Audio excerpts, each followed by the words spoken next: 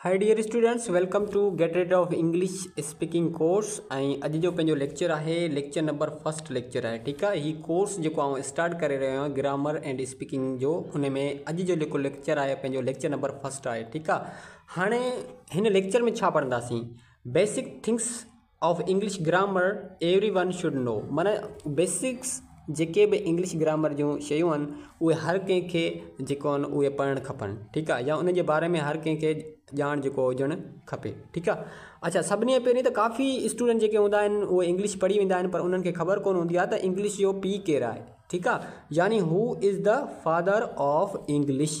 English जो पीउ केरु आहे, यानी जेका बि ज़बान ईजाद थींदी आहे, जेका बि शइ ठाही वेंदी आहे, उनजो लाज़मी के न को पीउ हूंदो आहे। ठीकु आहे। त हीउ तव्हां जेको कोर्स इंग्लिश जो कयो पिया, हुन में बेसिक शयूं तव्हांखे लाज़मी सिखणु घुरिजनि। ठीकु आहे। त इंग्लिश जो जेको आहे उहो पीउ केरु आहे, who is the father of English. त उहो तव्हांखे यादि करिणो आहे त जेको आहे sir Geoffrey Chaucer is the known as a father of English language. केरु आहे इंग्लिश लैंग्वेज जो? Geoffrey Chaucer. ठीकु आहे। सर जॉफ्री चॉज़र जेको आहे उहो केरु आहे? फादर ऑफ इंग्लिश लैंग्वेज आहे। ठीकु आहे। ही बेसिक शइ आहे ऐं बिल्कुलु पहिरियों क्वेश्चन आहे। माना अगरि तव्हां इंग्लिश सुठी पढ़णु चाहियो था त ही बिल्कुलु बेसिक शइ आहे। ऐं काफ़ी मूंखे ख़बर आहे त काफ़ी स्टूडेंट खे जेको आहे ख़बर कोन हूंदी, ऐं ही जेका आहे नई शइ तव्हांखे आउं सेखारियां। बिल्कुलु बेसिक लेवल खां पाण हिन कोर्स खे वठी हलंदासीं एडवांस लेवल ताईं, ऐं जेतिरो मूंखां पॉसिबल थी सघे आउं तव्हांखे नयूं नयूं शयूं सेखारींदुसि जेके तव्हांजी डेली लाइफ में स्पीकिंग में ऐं उन खां अलावा कहिड़ो बि तव्हां इम्तिहान जी तयारी करे रहिया आहियो उन सभिनी में तव्हांजे लाइ जेके आहिनि फ़ाइदेमंद साबित थियनि। अच्छा, हाणे तव्हांखे इहा त ख़बर पइजी वई who is the father of English. बाबा sir Geoffrey Chaucer is the father of English language, उहो तव्हांखे ख़बर पइजी वेंदी। ठीकु आहे। अच्छा, हाणे जेको हिते आहे ॿियो सवाल तव्हांखे यादि करिणो आहे। ठीकु आहे। यानी अगरि तव्हां इंग्लिश पढ़ो पिया त प्रोफेशनली जेको आहे पढ़ो, अहिड़े तरीक़े सां पढ़ो जेके तव्हां उनखे बेसिक्स उन जी जेके यूनिट्स आहिनि तव्हांखे उहे बि तव्हांखे ख़बर पइजी वञनि त छा आहे। ठीकु आहे। अच्छा, हाणे चए थो who is father of English grammar. अच्छा, हिन ॿिन्हिनि में डिफरेंस आहे। हू जेको हुयो फादर ऑफ इंग्लिश हुयो, हीअ फादर ऑफ इंग्लिश ग्रामर, यानी ग्रामर जेका बि ठाही हुई उहा हिन ठाही हुई। कंहिं ठाही हुई?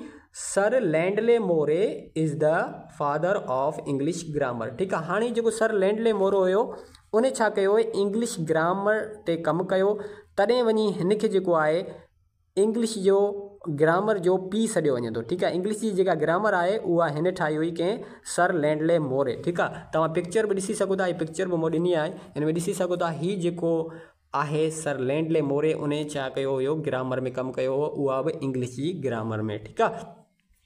हीअ जेको हुयो जॉफ्री चॉज़र उहो केरु हुयो? उहो फादर ऑफ इंग्लिश हुयो। उन खां बाद में जेको आहे हीअ जेको सर लैंडले मोरे हुयो उन छा कयो? इंग्लिश ग्रामर जो जेको आहे उहो पीउ आहे। ठीकु आहे।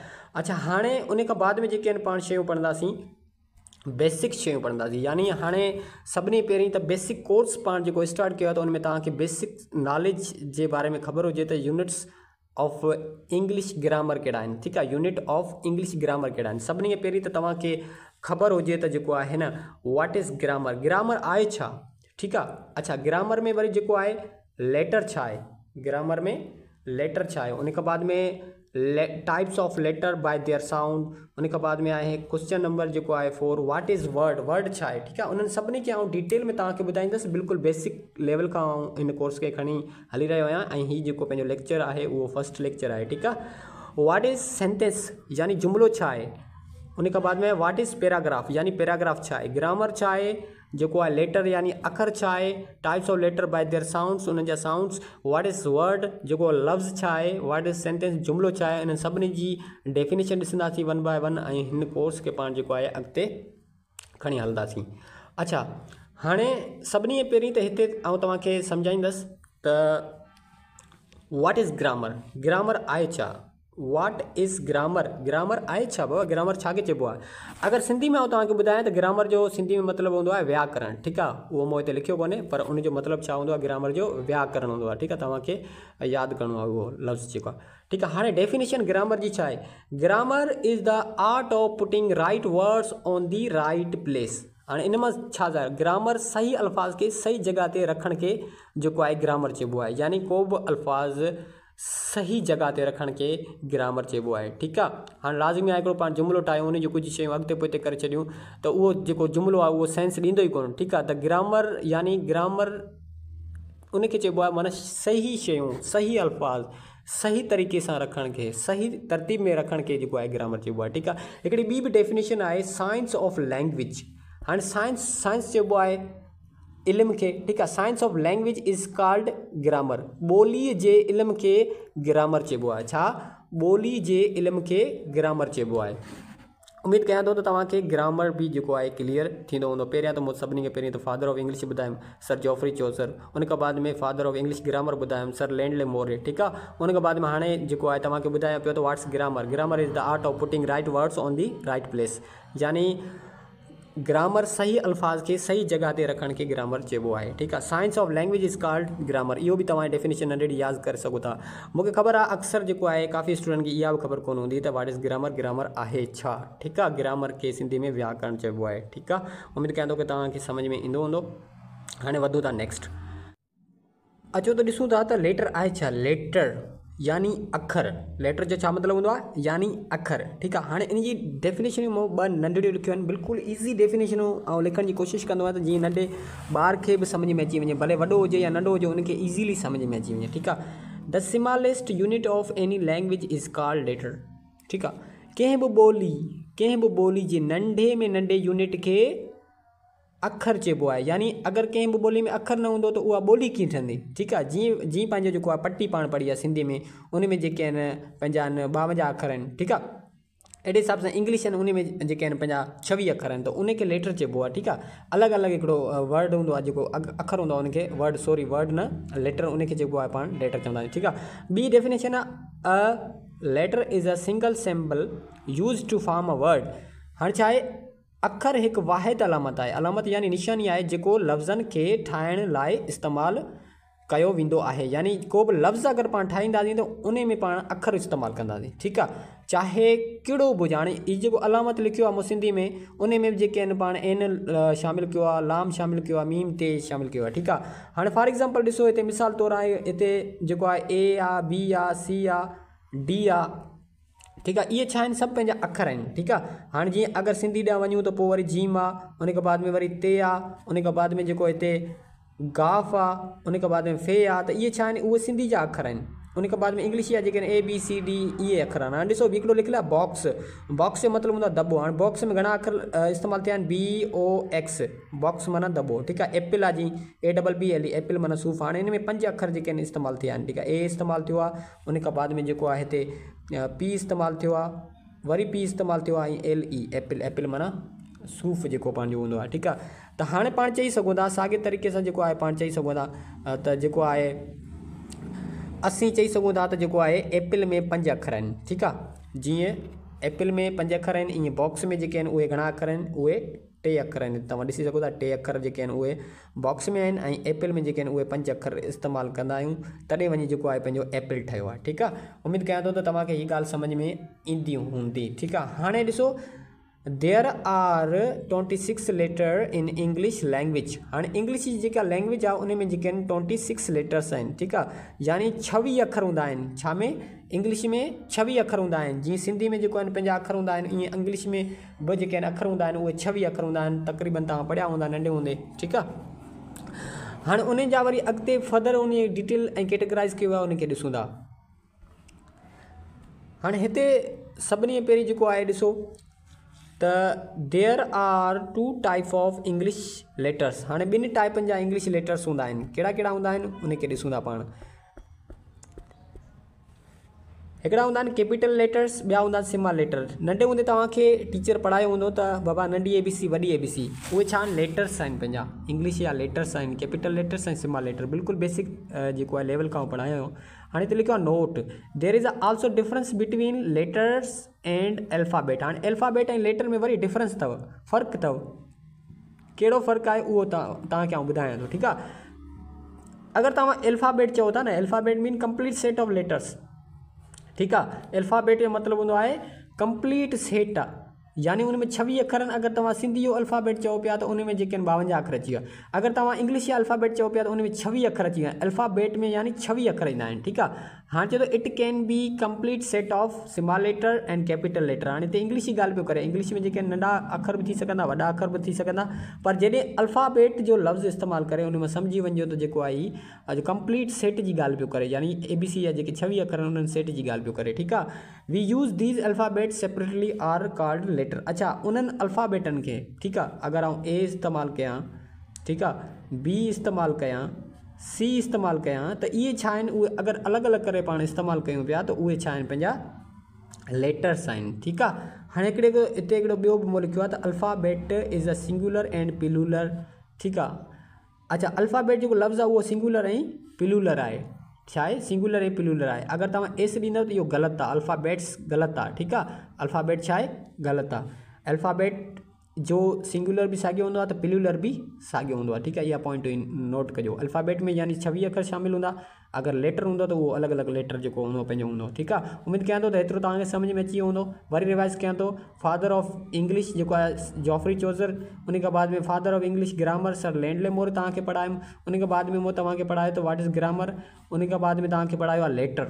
ठीकु आहे। लेटर में वरी 2 टाइप पढ़ाया आहिनि, हिकिड़ो कैपिटल लेटर, ॿियो स्मॉल लेटर। ठीकु आहे। हाणे वरी कैपिटल लेटरनि खे मूं वरी जेको आहे फर्दर इन्हनि खे वरी जेको आहे सुठे तरीक़े सां लिखण ऐं पढ़ण जी कोशिशि कई आहे त जीअं तव्हांखे सम्झ में अची वञे। ठीकु आहे। हाणे इनखे मूं वरी मीनिंग बि लिखी आहे, कैपिटल लेटर्स यानी वॾा अखर। ठीकु आहे। हाणे जीअं पंहिंजे तव्हांखे नंढा त कोन हूंदो, लाज़मी ABC तव्हां पढ़ियल हूंदी सभिनी खे।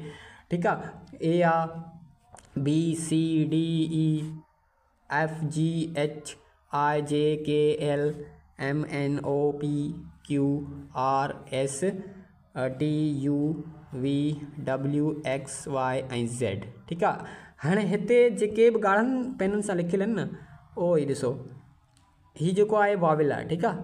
हीउ वाविल आहिनि। ठीकु आहे। हीउ छा आहिनि, वाविल आहिनि। उनखे वाविलनि खे सिंधी में छा चवंदासीं उहो बि तव्हांखे ॿुधाईंदासीं। ठीकु आहे। हीउ वाविल आहिनि। हीउ 5 जेके आहिनि वाविल हूंदा आहिनि। घणा हूंदा आहिनि वाविल, 5 हूंदा आहिनि। इंग्लिश में 5 वाविल हूंदा आहिनि। हिते लिखियो पियो आहे red are called vowel and black are called consonant. ठीकु आहे। रेड जेके बि आहिनि उहे वाविल आहिनि, ब्लैक जेके आहिनि उहे कॉन्सोनेंट आहिनि। ठीकु आहे। अहिड़े हिसाब सां वरी जेका आहे तव्हांजी नंढी ABC हूंदी आहे।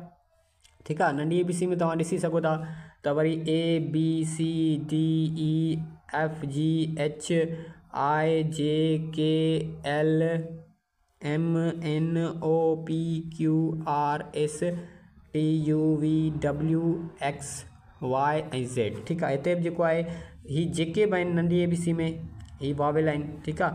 A E उन खां बाद में I ऐं O ऐं U, हीअ 5 जेके आहिनि नंढी ABC में वाविल आहिनि तव्हांजा। ठीकु आहे। लेटर तव्हांखे सम्झायमि त अखर, लेटर चइबो आहे अखर, माना अखर वरी छा हूंदो आहे तव्हांखे ॿुधायमि त smallest unit of any language, माना कंहिं बि ॿोली जो नंढे में नंढो यूनिट जेको आहे उहो अखर हूंदो आहे। ठीकु आहे। उमेदु कयां थो तव्हांखे एतिरो सम्झ में अची वियो हूंदो। ठीकु आहे।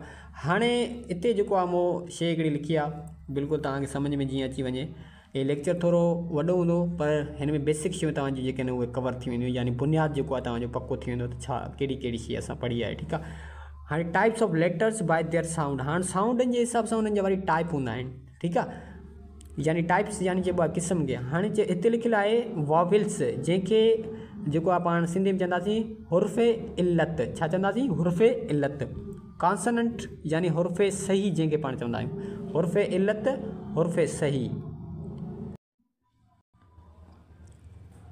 हाणे हिते जेके आहिनि there are 5 vowel and 21 consonant in English. तव्हांखे ख़बर हूंदी त जेको आहिनि 5 वाविल ऐं जेके आहिनि 21 कॉन्सोनेंट हूंदा आहिनि इंग्लिश में। ठीकु आहे। And there are 44 sounds in English language. हाणे इंग्लिश जी लैंग्वेज में वरी 44 जेके आहिनि उन जा आवाज़ आहिनि, उन मां 5 जेके आहिनि उहे वाविल आहिनि ऐं 21 जेके आहिनि कॉन्सोनेंट आहिनि, पर इन्हनि ॿिन्हिनि जा जेके गॾे करे जेके आवाज़ निकिरंदा आहिनि टोटल उहे 44 निकिरंदा आहिनि। ठीकु आहे। इहा ॻाल्हि बि तव्हांखे यादि करणी हुजे।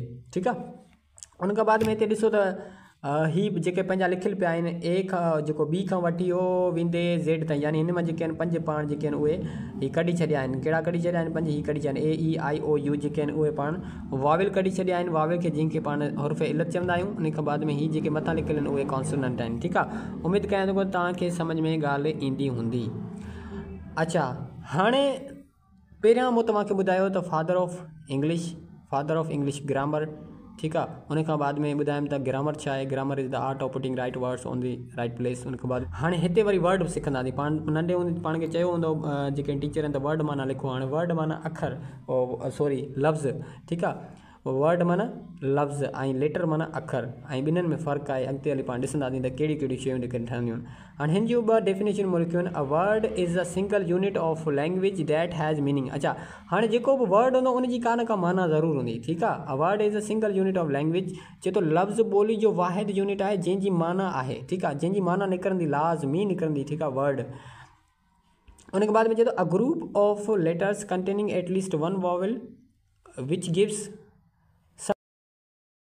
एक अखर जो ग्रुप जंहिंमें घटि में घटि हिकु वॉवल हुजे जेको कुझु माना ॾिए त उनखे बि जेको आहे पाण छा चवंदासीं, वर्ड चवंदासीं, लफ़्ज़ चवंदासीं। वर्ड यानी लफ़्ज़ चवंदासीं, यानी जंहिंजा कंहिं बि वर्ड जी का न का माना निकिरे मुकमल त उनखे जेको आहे पाण वर्ड चवंदासीं, ठीकु आहे। जीअं हाणे ॾिसो एप्पल आहे, एप्पल जी माना निकिरंदी आहे एप्पल इज़ अ वर्ड, ठीकु आहे। रन माना भॼणु, इहो बि हिकिड़ो वर्ड आहे। हैप्पी जेको आहे भॼणु जेको आहे ख़ुशि, उहो बि हिकिड़ो वर्ड आहे। डॉग जेको कुतो, उहो बि हिकिड़ो वर्ड आहे। ऐं हाउस जेको आहे घरु, उहो बि हिकिड़ो जेको आहे पंहिंजो वर्ड आहे, ठीकु आहे। त हाणे इन्हनि सभिनी जी माना निकिरे थी। एप्पल यानी सूप, रन माना भॼणु, हैप्पी माना ख़ुशि, उनखे बाद में डॉग आहे, ऐं उनखे बाद में जेको आहे हाउस आहे, उहो बि जेको आहे जेको घरु आहे, ठीकु आहे। त उमेदु कयां थो तव्हांखे वर्ड सम्झ में अची वियो हूंदो, ठीकु आहे। हाणे अचूं था त वरी सेंटेंस छा आहे। अॻिते हली इहो ॿुधाईंदुसि त बाबा अखर जेके आहिनि मिली करे लफ़्ज़ ठाहींदा आहिनि, लफ़्ज़ मिली करे जुमिला ठाहींदा आहिनि, जुमिला मिली करे जेको आहिनि पैराग्राफ ठाहींदा आहिनि, उहो सभु कुझु आउं तव्हांखे ॿुधाईंदुसि, ठीकु आहे। हाणे हिते सभिनी पहिरीं त ॾिसो त वाट इज़ सेंटेंस। सेंटेंस चइबो आहे जुमिलो, ठीकु आहे। सेंटेंस चइबो आहे, छाखे चइबो आहे, सेंटेंस यानी जुमिलो, ठीकु आहे। ऐं लिखां थो हिते सेंटेंस यानी जुमिलो। चए थो सेंटेंस छा आहे। A sentence is a group of word that makes complete sense. हाणे जेको बि जुमिलो हूंदो उनजो मुकमल जेका माना हूंदी, उन पूरे ग्रुप जी जेको वर्डनि जो लफ़्ज़नि जो जेको ग्रुप हूंदो वर्ड्स जो, उनजी जेका का न का माना जेका कंप्लीट हूंदी, ठीकु आहे। जेको आहे जुमिलो लफ़्ज़नि जो हिकु ग्रुप आहे। हाणे इन में लफ़्ज़ हूंदा, ठीकु आहे। जीअं ही जेको इट लिखियलु आहे उन में ॿ अखर आहिनि, IT, ॿ अखर आहिनि, ठीकु आहे। हाणे इट जी का न का माना निकिरे थी त इहो हिकिड़ो जेको आहे वर्ड थी वियो। हाणे उनखे बाद में सेंटेंस छा हूंदो, उहे वरी ग्रुप ऑफ वर्ड्स हूंदो जेको मुकमल माना रखे थो, ठीकु आहे। अच्छा, हाणे इहा ॻाल्हि तव्हांखे सम्झ में थी मुकमल माना रखे थो। अच्छा, वरी हाणे ॾिसूं था इट हैज़। हाणे हिन जी छा तरीक़ो हूंदो आहे, सभिनी पहिरीं सब्जेक्ट हूंदो आहे, वर्ब हूंदो आहे, ऐं उनखां बाद में ही सेंटेंस जे बराबरि हूंदो आहे। सब्जेक्ट बि हूंदो हुन में, वर्ब बि हूंदो, ठीकु आहे। अगरि कंहिं बि जुमिले में सब्जेक्ट ऐं वर्ब आहे त उहो मुकमल जेको आहे हिकिड़ो पंहिंजो सेंटेंस आहे, ठीकु आहे। हाणे पहिरियां त तव्हांखे आउं इहो ॿुधाईंदुसि त बाबा सब्जेक्ट छा आहे ऐं वर्ब छा आहे। थी सघे ॿिए लेक्चर में तव्हांखे इहो ॿुधायां त सब्जेक्ट छा आहे, वर्ब छा आहे, ठीकु आहे। पर हिते जेको आहे हाणे सेंटेंस यानी जुमिले जो ज़िक्र अची वियो आहे त तव्हांखे सम्झ में अची वञे। A sentence begin with capital letter and end with full stop. चए थो हिकिड़ो सेंटेंस जेको जुमिलो हूंदो उहो जेको आहे शुरू थींदो वॾे अखर खां। जॾहिं बि तव्हां को बि जुमिलो लिखंदव त उनखे उनजो फस्ट जेको लेटर आहे उनखे वॾे अखर सां लिखंदव। उनखां बाद में जेको आहे उहे सभु अखर नंढा लिखंदव ऐं फुल स्टॉप ॾींदव, ठीकु आहे। क्वेश्चन मार्क, हिते क्वेश्चन मार्क ते बि ख़तमु थी सघे थो तव्हांजो, ऐं एक्सक्लेमेशन मार्क ते बि ख़तमु थी सघे थो, ठीकु आहे। सेंटेंस जेको हूंदो जुमिलो पंहिंजो उहो 3 कैटेगरियुनि ते ख़तमु वञे। पहिरियों लेटर वॾो हूंदो हुनजो, या त पोइ उन में फुल स्टॉप हूंदो, ठीकु आहे, फुल स्टॉप ते ख़तमु थींदो, या त पोइ सवालिया निशान ते ख़तमु थींदो, या त जेका ही पंहिंजी अजब जी निशानी आहे उन ते ख़तमु थींदो, ठीकु आहे। हिकु जुमिलो वॾे अखर सां शुरू थींदो ऐं ख़तमु थींदो आहे फुल स्टॉप ते। क्वेश्चन मार्क, तजुब जी निशानी यानी जेका तव्हां ॾिसी सघो था ऐं ठही पई आहे हिकिड़ी, उनखे पाण चवंदा आहियूं एक्सक्लेमेशन मार्क, ठीकु आहे। उमेदु कयां थो त तव्हांखे सेंटेंस सम्झ में ईंदो हूंदो, ठीकु आहे। हाणे सेंटेंस जा जेके आहिनि उहे कुझु पाण जेके आहिनि एग्ज़ाम्पल्स ॾिसूं था जीअं तव्हांखे बिल्कुलु ईज़ी तरीक़े सां क्लियर थी वञे। Let's see the examples of sentence. हाणे हिते पहिरियों जेको आहे एग्ज़ाम्पल आहे उनखे ॾिसूं था। I like reading books. मूंखे किताब पढ़णु पसंदि आहे, ठीकु आहे। The sun is shining today. सिज अॼु चमकी रहियो आहे। इहो हिकिड़ो मुकमल सेंटेंस आहे, जुमिलो आहे, ठीकु आहे। She is a good friend. हू हिकु सुठी दोस्त आहे। He loves playing saucer. हिन खे फुटबॉल खेॾणु पसंदि आहे, ठीकु आहे। The cat is sleeping now. ॿिली हिन वक़्तु सुम्ही रही आहे। इहे सभु जेके आहिनि तव्हांखे जुमिले जा जेके आहिनि मिसाल ॾियां पियो सेंटेंस जा। She is writing a letter. हूअ ख़त लिखी रही आहे। How a beautiful day it is. हाणे हीउ जेको आहे तजुब वारो जुमिलो आहे, केतिरो ख़ूबसूरत ॾींहुं आहे, ठीकु आहे। What are you doing here. तव्हां हिते छा करे रहिया आहियो, ठीकु आहे। मूं तव्हांखे ॿुधायो सभिनी पहिरीं मूं इहो ॿुधायो तव्हांखे त जेको जुमिलो स्टार्ट थींदो उहो ABC ये वॾे अखर मां स्टार्ट थींदो। ॾिसो हाणे T वॾे सां शुरू थियो आहे, SH जेके वॾे सां शुरू थिया आहिनि, ऐं ख़तमु थींदो किथे थींदो बाबा, फुल स्टॉप ते ख़तमु थींदो। ठीकु आहे, हाणे हिते फुल स्टॉप ते ख़तमु थियो अथव, किथे हीउ ॾिसो फुल स्टॉप ते ख़तमु थियो आहे, या जेको आहे तव्हांजो एक्सक्लेमेशन मार्क ते ख़तमु थींदो, या जेको आहे सवाल ते ख़तमु थींदो अथव। उन में जेके आहिनि सब्जेक्ट बि आहे, जेको आई आहे सब्जेक्ट आहे, लाइक जेको आहे वर्ब आहे। ठीकु आहे, हाणे हीउ जेको सब्जेक्ट आहे उन खां बाद में शाइनिंग जेको आहे उहो वर्ब आहे। हीउ शी जेको आहे सब्जेक्ट आहे, उन खां बाद में हीउ जेको आहे वर्ब आहे, हेल्पिंग वर्ब। त इहो तव्हांजो तरीक़ो आहे जुमिलो ठाहिण जो, ऐं जुमिले में लाज़मी सब्जेक्ट ऐं वर्ब हूंदो त जुमिलो ठहंदो, न त कोन ठहंदो। ठीकु आहे, हाणे आख़िरी शइ जेका तव्हांखे सम्झाइण वारो आहियां उहो त पैराग्राफ छा आहे। ठीकु आहे, उन खां बाद में तव्हांखे ख़बर पइजी वेंदी त इहे कहिड़ियूं शयूं आहिनि। हाणे ॾिसो हिते सभिनी खां पहिरियों व्हाट इज़ पैराग्राफ। पैराग्राफ आहे छा, पैराग्राफ चइबो छा खे आहे, उनखे ॾिसूं था। Paragraph is a group of sentence that are related to each other with a single topic. यानी पैराग्राफ जुमिलनि जो हिकु ग्रुप आहे जेको हिकु ॿिए सां वाहिद मौज़ू सां लाॻापियल हूंदो आहे। ठीकु आहे, अचो त ॾिसूं था कीअं।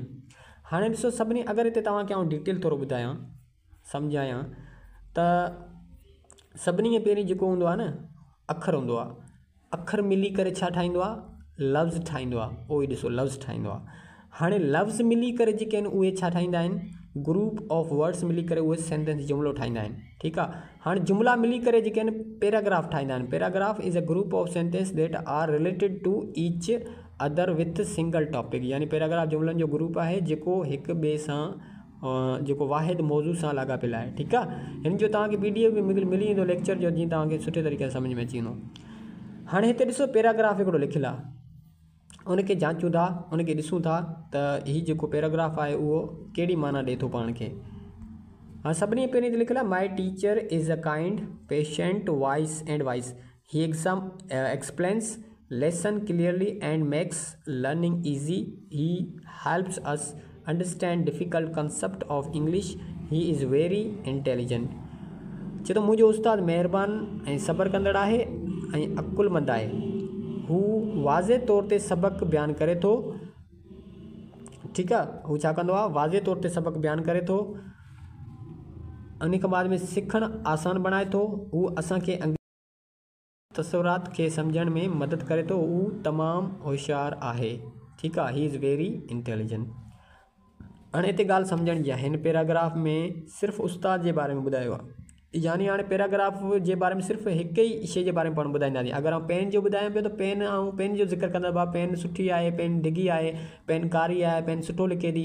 ऐं टीचर हिते लिखियो पियो आहे पैराग्राफ, त टीचर जे बारे में उनजी क्वालिटियूं ॿुधायूं आहिनि त बाबा टीचर सुठो आहे, सुठो ॿुधाए थो, सुठो पढ़ाए थो, अंग्रेज़ी सुठे तरीक़े सां सम्झाए थो ऐं होशियारु आहे। ठीकु आहे, त चए थो उन माना पैराग्राफ में तव्हां हिकिड़ी शइ जो ज़िक्र कंदव। अगरि तव्हां कंहिं बि शइ, अगरि तव्हां चवंदो माई स्कूल ते पैराग्राफ लिखो था, ॿ टे जुमिला लिखो था, उनखे चइबो आहे पैराग्राफ। ठीकु आहे, 8 खां 10 जुमिला जेके हूंदा, 15 जुमिला हूंदा, उहे जेके तव्हांजो पैराग्राफ ठही वेंदो। ठीकु आहे, चए थो ॿिए कंहिं शइ जो ज़िक्र न करे रहियो आहे। हाणे हिते सिर्फ़ु उस्ताद जो ज़िक्र करे रहियो आहे, उन मां ज़ाहिर थी थो त पैराग्राफ जुमिलनि जो ग्रुप आहे। हाणे ॾिसो पैराग्राफ जुमिलनि जो ग्रुप आहे, हाणे ॾिसो माई टीचर, ऐं हिन में ॾिसो 4-5 जेके जुमिला यूज़ थिया आहिनि। ठीकु आहे, जेको हिकु ॿिए सां हिकु वाहिद मौज़ू सां लाॻापियल आहिनि। हिकु वाहिद मौज़ू सां, यानी हिन में हिकु ई ॻाल्हि ॿुधाई वई आहे, कंहिंजे बारे में ज़िक्र करे पियो, सिर्फ़ु टीचर जे बारे में ज़िक्र करे पियो, उनखे चइबो आहे पैराग्राफ। हाणे हिते मेन कंक्लूजन हिते अची वई। ठीकु आहे, आख़िरी जेका पॉइंट आहे उहा हिते आहे, लेटर आर फॉर्म वर्ड, यानी अखर जेके आहिनि उहे लफ़्ज़ ठाहींदा आहिनि। ठीकु आहे, हाणे वर्ड्स फॉर्म अ सेंटेंसिस,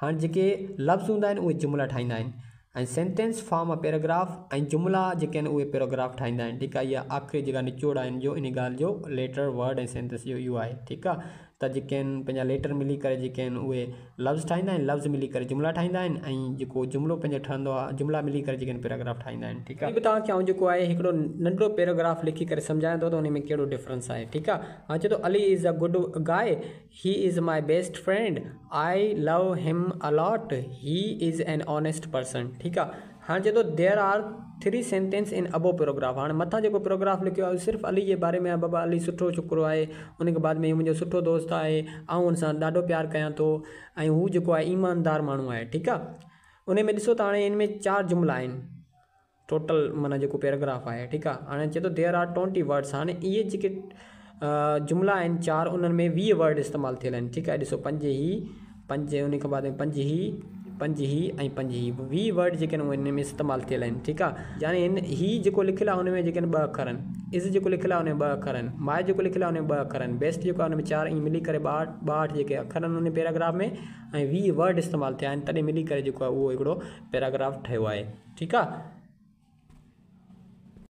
हाणे ही जेको आहे टाइप्स ऑफ सेंटेंस इहे जेको आहिनि एडवांस टॉपिक आहे, एतिरो अॻिते पाण हलो कोन था ठीकु आहे। उहो तव्हांखे जेको आहे ॿिए लेक्चर में पढ़ाईंदुसि ठीकु आहे, जॾहिं तव्हांजी ज़रूरत हूंदी। पर हींअर जेके बेसिक शयूं तव्हांखे पढ़ाइणियूं हुयूं उहे कहिड़ियूं हुयूं त सभिनी खां पहिरीं त तव्हांखे मूंखे ॿुधाइणो हुयो त बाबा जेको आहे फादर ऑफ इंग्लिश केरु आहे, सर जॉफ्री चोज़र, ऐं father of English grammar sir Lindley Murray, ऐं ग्रामर छा आहे, सही अल्फाज़नि खे सही जॻह ते रखण खे ग्रामर चइबो आहे।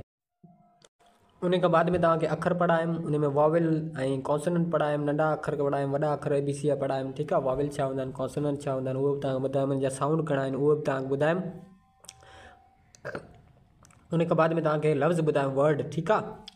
उन खां बाद में सेंटेंस ॿुधायुमि त जेको आहे पंहिंजो छा आहे वर्ड्स जेके मिली करे जेको आहे हिकिड़ो सेंटेंस ठहंदो आहे, जुमिला ठहंदा आहिनि ठीकु आहे। जुमिला मिली करे पैराग्राफ ठाहींदा आहियूं, जा एग्ज़ाम्पल्स ॾिनमि ठीकु आहे। पैराग्राफ तव्हांखे ॿुधायुमि पैराग्राफ छा हूंदो आहे ऐं हिकिड़े थॉट ते हूंदो आहे ठीकु आहे। ऐं पैराग्राफ जो एग्ज़ाम्पल बि ॾिनमि, उन खां बाद में आख़िरी पॉइंट बि ॿुधाए छॾियमि ऐं लास्ट तव्हांखे मिसाल बि ॾिनमि।